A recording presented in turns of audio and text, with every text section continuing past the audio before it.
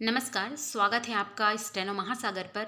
100 शब्द प्रति minute dictation start होगी 5 सेकेंड बाद।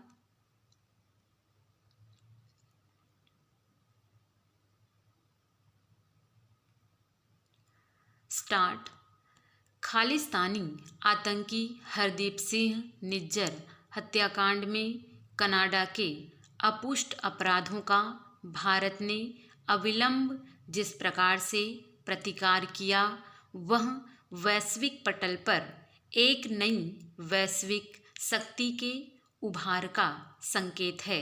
कनाडा एक विकसित देश है, नाटो और G7 का सदस्य है, अमेरिका जैसी महाशक्ति का बगलगीर है। कुछ साल पहले तक यह कल्पना नहीं की जा सकती थी कि भारत जैसा देश कनाडा को किसी मामले में ऐसे जवाब देगा, लेकिन आज यह वास्तविकता है।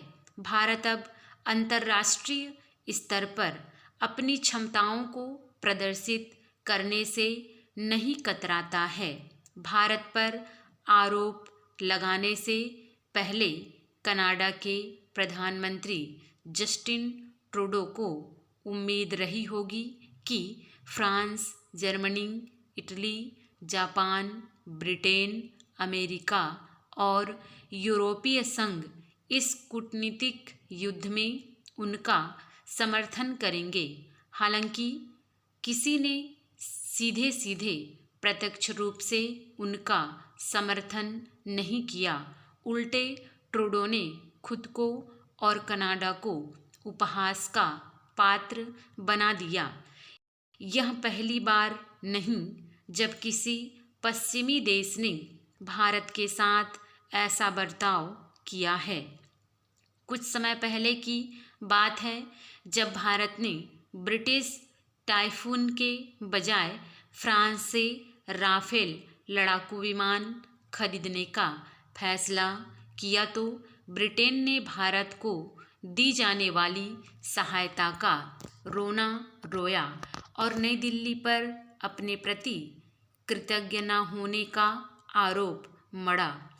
यूक्रेन युद्ध के दौरान नाटो ने भारत पर रूस के साथ आर्थिक संबंध तोड़ने के लिए दबाव डाला और भारत को तटस्थता की स्थिति छोड़ने के लिए मनाने का भरसक प्रयास किया। दोनों ही मामलों में भारत अपनी स्थिति पर कायम रहा। उसने अपने हितों को प्राथमिकता दी और अपने रणनीतिक हितों को दूसरों पर थोपने की कोशिश करने वाली पश्चिमी शक्तियों के सामने नहीं डिगा। भारत ने बिना कोई युद्ध छेड़े अपने वैश्विक प्रभाव में व्यापक विस्तार किया है। यह सब कैसे संभव हुआ है? इसका पहला कारण है भारत की सैन्य शक्ति। भारत एक जिम्मेदार परमाणु शक्ति संपन्न राष्ट्र के रूप में अंतर्राष्ट्रीय मामलों में महत्वपूर्ण प्रभाव रखता है। यह सैन्य शक्ति भारत के प्रति गलत मंशा रखने वालों को सावधान रखने पर मजबूर करती है, क्योंकि नया भारत आत्मरक्षा में जवाबी कार्रवाई से नहीं हिचकता। जब पाकिस्तान पोषित आतंकियों ने 2016 में उड़ी और 2019 में पुलवामा पर हमला किया, तो भारत ने दुगनी ताकत के साथ जवाब दिया। उड़ी के जवाब में गुलाम जम्मू कश्मीर में आतंकियों के लॉन्च पैड पर सर्जिकल स्ट्राइक की और पुलवामा के प्रत्युत्तर में भारतीय लड़ाकू विमानों ने सीमा रेखा लांघकर पाकिस्तान के बालाकोट में हवाई हमला किया, जहां जैश-ए-मोहम्मद के अड्डों को निशाना बनाया गया।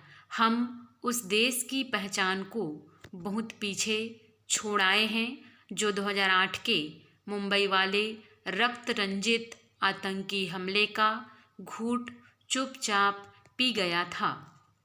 दूसरा कारण यह है कि भारत एक उभरती हुई आर्थिक शक्ति है। आज भारत 5वीं सबसे बड़ी अर्थव्यवस्था है और उसकी आर्थिक बड़े देशों के बीच सबसे तेजी से बढ़ रहा है।